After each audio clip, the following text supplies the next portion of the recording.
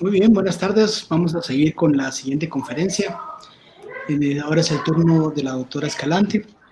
María Fernanda Escalante Morales es egresada de la Universidad San Carlos de Guatemala en el año 2018. Es voluntaria activa de la Asociación Guatemalteca de Fibrosis Quística y actualmente es residente de segundo año de la maestría de rehabilitación oral y maxilofacial. Así que, doctora Escalante, primero que nada, gracias por haber aceptado el reto y el estar aquí y compartir con nosotros esta plática que tiene preparada, la cual se denomina arco facial en odontología restauradora. Así que estamos listos y cuando usted quiera empezar, bienvenida. Muchas gracias, doctora. Muchas gracias por la presentación. Buenas tardes a todos.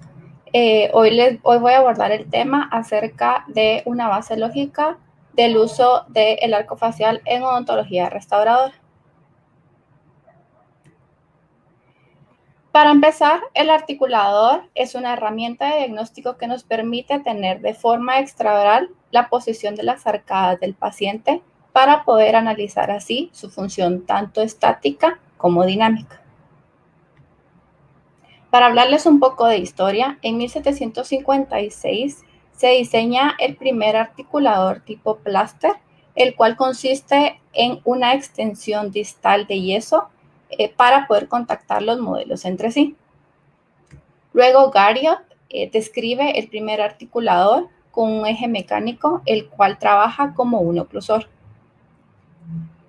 Luego aparece Bonwill creando el articulador con una teoría del triángulo equilátero, en donde él hace referencia a que la mandíbula se mueve en relación a los cóndilos y un punto incisal. También la teoría del triángulo equilátero se basa en que existe 10 centímetros de distancia entre cóndilo y cóndilo y 10 centímetros de distancia entre cóndilo y un punto interincisivo, que actualmente esa es la teoría que manejan los articuladores. Luego, en 1906, se crea el articulador en donde se pueden ajustar los cóndilos por medio de resortes, así podernos dar un mayor rango de movimientos. También se emplea un pin incisal modificable y con este articulador se patenta el primer arco facial. Luego, en 1927, Anau crea el articulador en donde se puede modificar la guía condilia tanto en el plano sagital como en el plano horizontal. También él introduce la mesa incisal, la cual nos brinda mayor movimiento tridimensional de las arcadas. Con el paso del tiempo se han ido modificando los articuladores, pero hay que tener las ideas muy presentes, los ideales de cada articulador. Es importante saber que los componentes funcionales siempre serán las cajas condilias y el pin incisal. También es importante reconocer en un articulador que el miembro superior y el miembro inferior estarán siempre paralelas entre sí cuando el pin incisal está en cero. Por ende, están también relacionados paralelos al horizonte. Entonces, lo importante acá es poder transferir la posición de la arcada con referencia al horizonte para que coincida con esta modalidad que manejan los articuladores.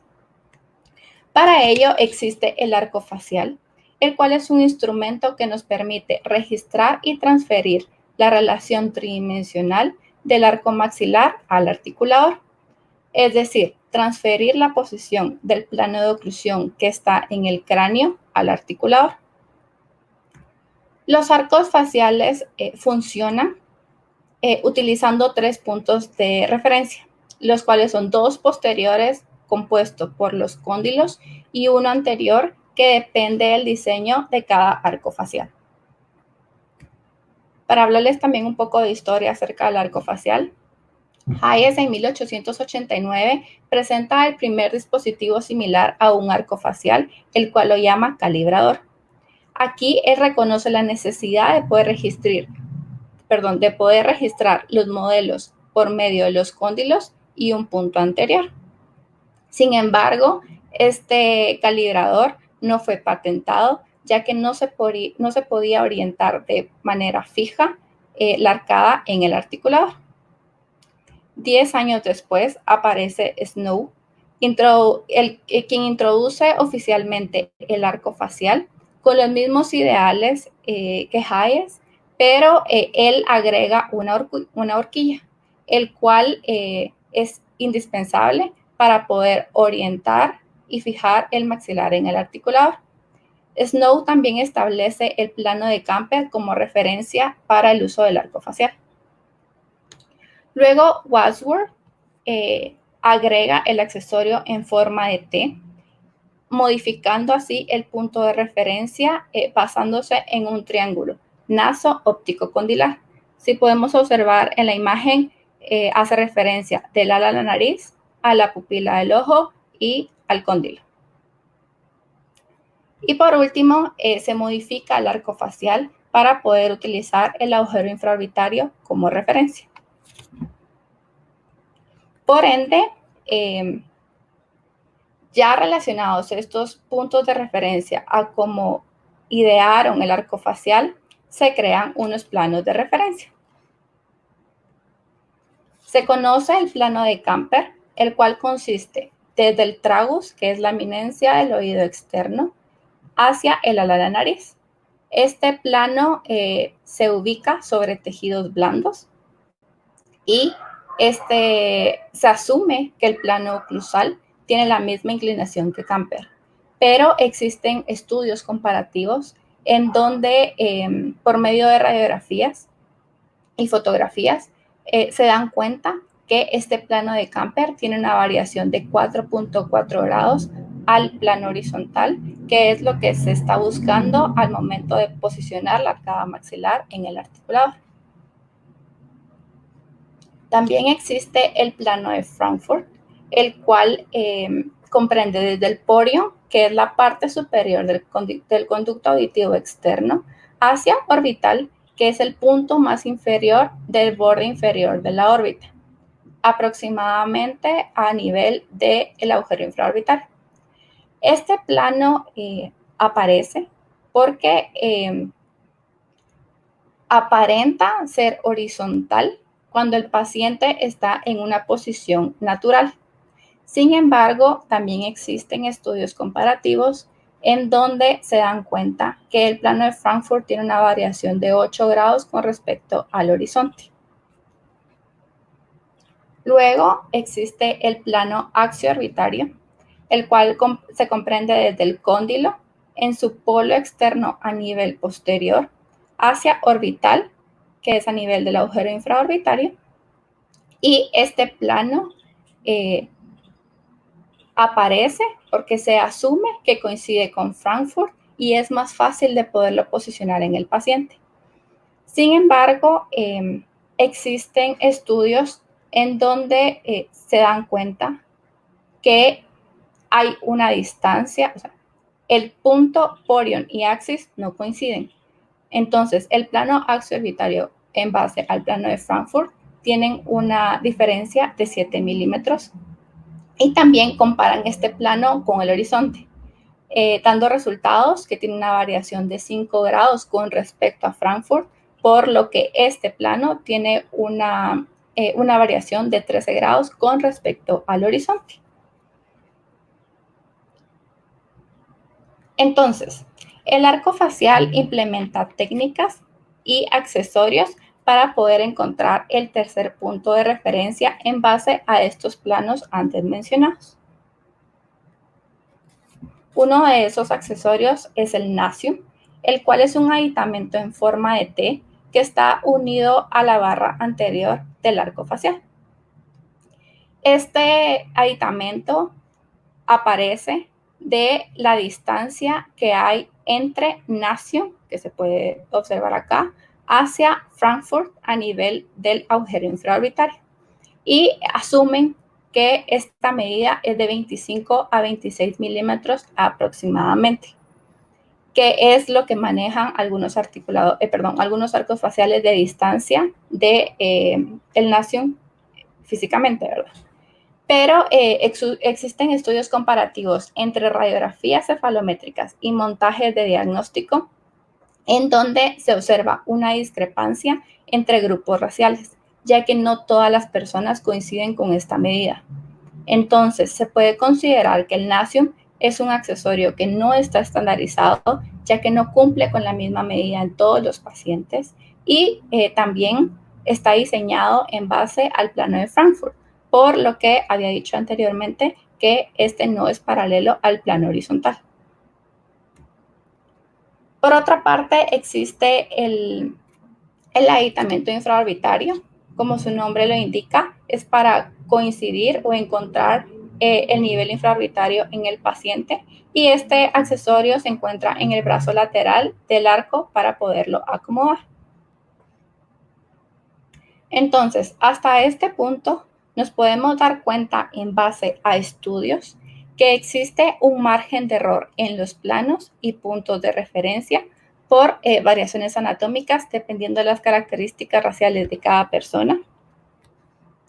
También nos podemos dar cuenta que puede existir discrepancias porque clínicamente estos planos son ubicados sobre tejidos blandos en pacientes, los cuales estos tejidos son móviles. Y también se puede observar que no existe paralelismo de los planos con respecto al horizonte, por lo que no están paralelos al articulador. En una rehabilitación oral, por una parte es importante ubicar la posición del plano oclusal y por otra, muy importante también, es tener la información relacionada a la estética del paciente. Para esto, Fradiani utiliza líneas de referencia para poder realizar el análisis estético en una vista frontal del paciente. Considera que existen líneas interciliar, bipupilar, interalar e intercomisural, la cual se debe tomar de referencia la que mejor coincida con el horizonte en base al paciente. La línea más utilizada o comúnmente utilizada es la bipupilar. Entonces, la odontología restauradora se podría decir que va guiada a combinar tanto el paralelismo del plano oclusal con la estética. Por ello, como referencia del tercer punto, se recomienda utilizar el horizonte puro. Ahora, ¿qué posición debe adoptar el paciente para poder hacer referencia o ubicar el arco facial hacia el horizonte? Chiche y Aoshima hacen mención de que el modelo maestro montado en el articulador debe proporcionar la misma perspectiva que el clínico ve en el paciente. Y para eso aparece el término de posición natural de la cabeza, que es NHP por sus siglas en inglés. Se define como una posición estandarizada, ya que todas las personas lo poseen, independientemente de sus características raciales.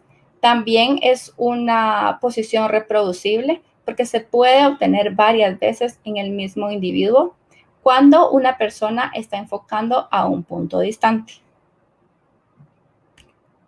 Otra definición es una posición individual, funcional y fisiológica que nos da la verdadera apariencia de la persona. Existen estudios observacionales longitudinales en donde comparan esta posición natural de la cabeza en base al horizonte y concluyen que esta posición tiene menor variación en comparación con los otros planos, teniendo un error de 2.05 grados y que a los 15 años la persona solo cambia a tener un error de 2.23 grados, por lo que se puede considerar que es que se puede considerar que es estable con el tiempo. Entonces, ya teniendo esta información, ¿cómo se puede registrar la posición natural de la cabeza en el paciente? Para eso, Solow y Thalgren indican que el paciente debe adoptar la posición de equilibrio. ¿En qué consiste? El paciente debe mover la cabeza hacia adelante y hacia atrás, disminuyendo así el movimiento hasta poder quedar en una posición natural. También se puede registrar por medio de un espejo enfrente de la persona y que esa persona vea fijamente hacia sus ojos. Este principio es el que adoptan todos los aparatos para tomar radiografías cefalométricas. Y cómo se puede, ya teniendo al paciente en esta posición, cómo se puede orientar el arco facial hacia el horizonte. Entonces, el paciente sentado con la espalda recta, los pies estables en el suelo y con rodillas a 90 grados, se ubica el arco facial en él y con ayuda de unos niveles de burbuja, tanto en el plano sagital como frontal, se trata de coincidir este arco facial al horizonte sin necesidad de algún accesorio extra.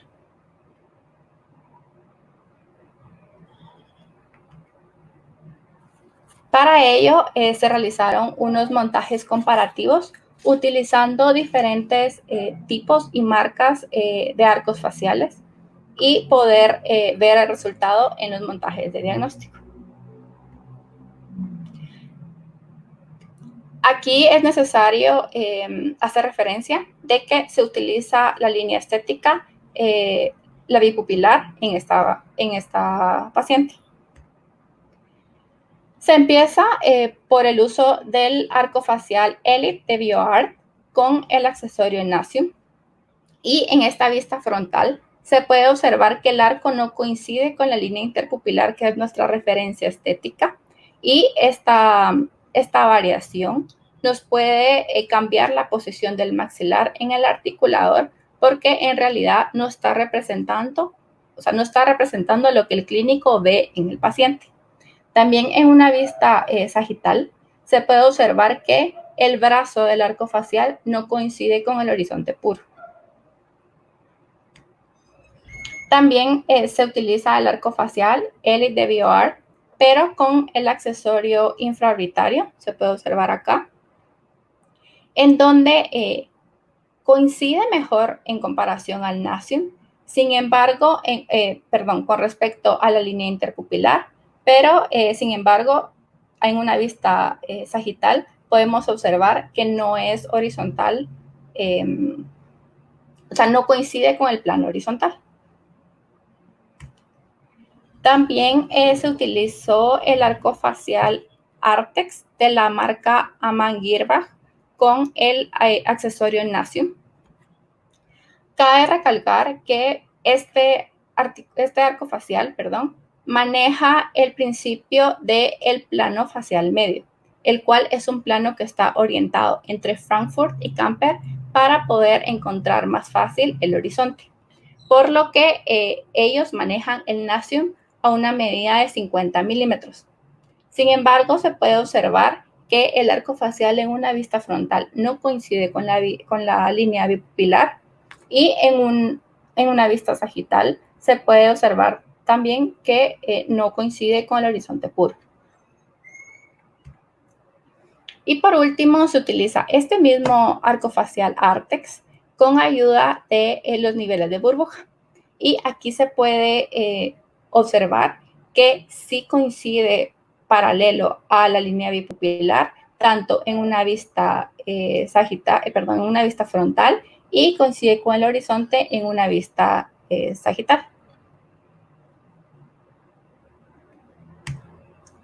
Acá podemos observar las fotografías comparativas de los montajes, en donde nos podemos dar cuenta que cambia la posición del maxilar en el articulador con respecto a la técnica que se utiliza, lo cual nos puede cambiar la información. Por ejemplo, nosotros mandamos o enviamos el articulador con los modelos al laboratorista y el laboratorista no va a tener una referencia real del paciente, ya que él nunca lo vio y él podría trabajar con respecto al plano horizontal o al horizonte puro cuando se envía los modelos montados con esta técnica del nivel de burbuja. En una vista frontal, igual comparando todas las técnicas que se utilizaron, llegamos a la conclusión que el que más coincide con el horizonte, con la línea bipupilar, es el uso de este nivel de burbuja. Y es importante que les mencione que este principio es el que se maneja en el posgrado de rehabilitación oral en todos los pacientes, tratando en la medida de no utilizar ningún otro accesorio, ya que no son estandarizados y no nos ayuda a coincidir con el horizonte. Luego podemos ver en una vista sagital todas las técnicas utilizadas e igual coincidir que el uso de un nivel de burbuja es paralelo al horizonte puro.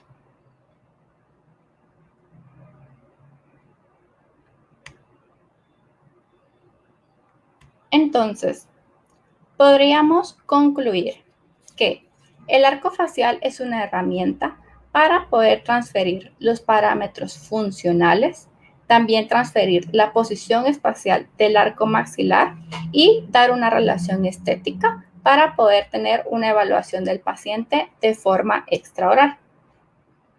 También es importante reconocer que los planos están basados con referencias intracraneales o referencias sobre tejidos blandos, los cuales estos no se pueden reproducir en el articulador de manera precisa, ya que existen variaciones de persona a persona dependiendo mucho de sus características raciales. Y por último, conocer el término de posición natural de la cabeza, ya que este es reproducible al momento de registrar o hacer el registro en el arco facial orientado al horizonte, dándonos la ventaja de que este es estable con el tiempo.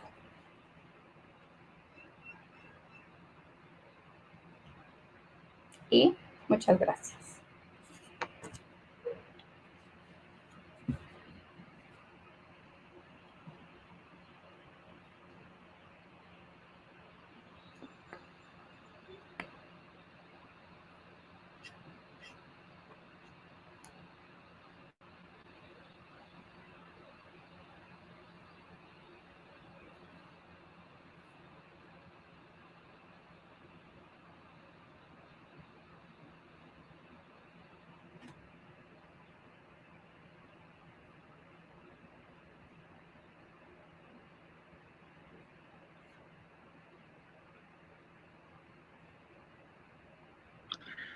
Doctora Escalante, disculpe, muchas gracias por la participación. Estamos ya listos y solo hay algunas preguntas que nos están haciendo por acá. Pregunta el doctor Carrillo, Max Alejandro Carrillo, ¿cuál de los dos planos de registro de los arcos tiene una menor necesidad de ajuste clínico de la restauración? Ok. Como les había comentado, el fin de poder posicionar la arcada maxilar en el articulador es que coincida con el horizonte, ya que tanto el miembro superior como el miembro inferior del articulador coinciden con él. Al momento de, por ejemplo, el laboratorista trabaja sobre los modelos, tiene como referencia o puede hacer medidas con la información que nosotros le brindamos hacia platinas. Entonces, en realidad hay menos variación utilizando esta técnica del nivel de burbuja, ya que también mezclamos la estética y en el paciente habrá menos proceso de adecuar las restauraciones a la boca. Excelente, muchas gracias, doctora. Básicamente tenemos aquí varios comentarios. La felicitan por su presentación. Muchos le agradecen también por la misma. Así que muchas gracias también a todos en la audiencia por sus comentarios. Y listo, le agradecemos mucho. Voy a pasar a presentarle, a entregarle su diploma de participación. Muchas gracias.